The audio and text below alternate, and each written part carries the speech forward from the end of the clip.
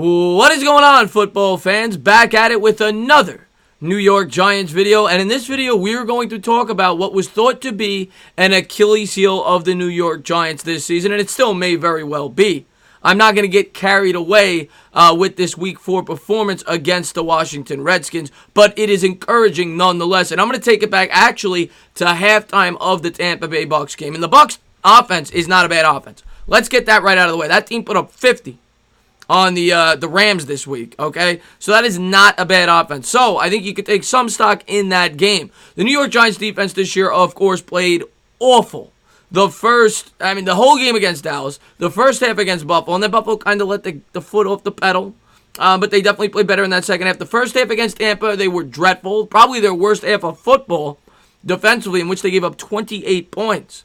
Then in the second half, they keep the team in the game. They allow Daniel Jones to perform his magical things, and the Giants get out of there with a victory after a last-second missed field goal, 32-31, in which they only surrender 3 points in the last half. Now, you could argue 6 should have been, should have made the field goal, but nevertheless, the defense was on another level in that second half as they made some great halftime adjustments. They sent some exotic blitzes. They got after the quarterback. The Giants now have 10 sacks as a team through the first 4 games. I don't think they sacked Dak at all that first game.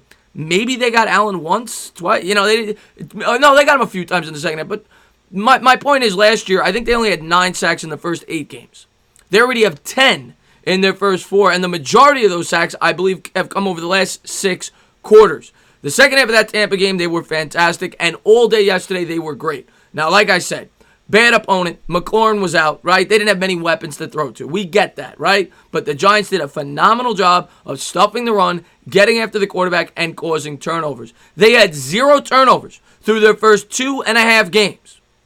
Last week, they get a turnover in the second half of a Conley interception. And then this week, they get 4 interceptions. So they have 5 turnovers in their last 6 quarters. The Giants have done a phenomenal job on the defensive end. Now, we're going to see if this could continue into next week when they play a good offense, right? Minnesota's got a ton of weapons on that team, and we'll see how they hold up. Do I expect a flawless performance? No, but I think they do a better job than they did against Dallas. In terms of Janoris Jenkins, of course, after the Buffalo game, came out, bashed his teammates. Not by name, but said, nobody could cover for 10 seconds. You guys aren't getting a pass rush. He called them out, and the pass rush performed better in that game against the Tampa Bay Bucs.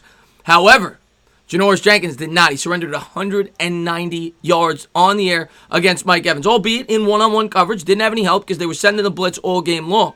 Did a great job, though, in the second half, in which he only gave up 1 catch to Evans. Of course, it should have been what amounted to the game-winning field goal. I think it was like a 40-yarder down the sideline. So Jenkins did not play well. He looked horrible. But this week, you got to give credit where it's due. Even though, obviously they didn't have their full, arsenal of weapons, right, with McLaurin out.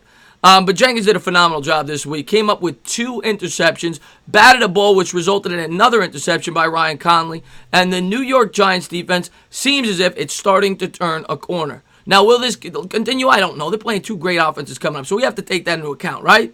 Everything, you got to take the variables into play, right? With the Patriots, with the Vikings. But I don't think they get embarrassed like they did against Dallas. And if the defense could hold up, get after the quarterback against Minnesota, maybe they could create a few more turnovers. At the end of the day, that's how you do it, and they've been doing it this year. Marcus Golden already with 3.5 sacks in his first 4 games. To go along with that, you got the rookie Zimenez, who got another half a sack yesterday. He's got 2, on pace for 8 in his rookie campaign. Conley had a sack yesterday. Of course, he's out. Lawrence has a sack on the year. Olsen Pierre. They're getting sacks from all over the football field. Even Tuzar Skipper was involved yesterday. So maybe, if the Giants could continue to do this, and the most impressive thing yesterday about the New York Giants defense to me was that they did not have to send a blitz. Once in a while they would, but they were sending 3 and 4 guys for the majority of that game and still getting pressure on the quarterback while able to max protect in pass protection, which resulted in those interceptions. Now, of course, you're playing a much more experienced quarterback next week in Kirk Cousins. A guy only threw 10 interceptions all of last year. So do I expect a 4-pick performance? No. But the Giants hopefully could do some damage and keep that offense in the game against Vikings also have a good defense. So that offense is going to need as much help as they can get. But hopefully this defense has turned the corner. Hopefully it's something we can rely on. And hopefully, in games where the offense doesn't perform up to snuff, like this week, even though it played okay, the defense won us that football game, much like the offense won us the football game the week before. To beat a good team like Minnesota and to beat a good team like New England, you are going to need both sides to play as well as they possibly can. And hopefully we could get a joint effort this week against the Minnesota Vikings in a must-win game. But the defense over the last 6 weeks has certainly improved, and James Bettcher and Janoris Jenkins deserve a lot of credit for that. So I'm giving it to him. Bettcher made some great adjustments there in that second half against Tampa, and he came out with a completely new defensive game plan this week, and it worked perfectly. We'll see what he does against Minnesota. As always, if you liked what you watched, please subscribe. Drop a comment. Maybe give me a little thumbs up. Cheers.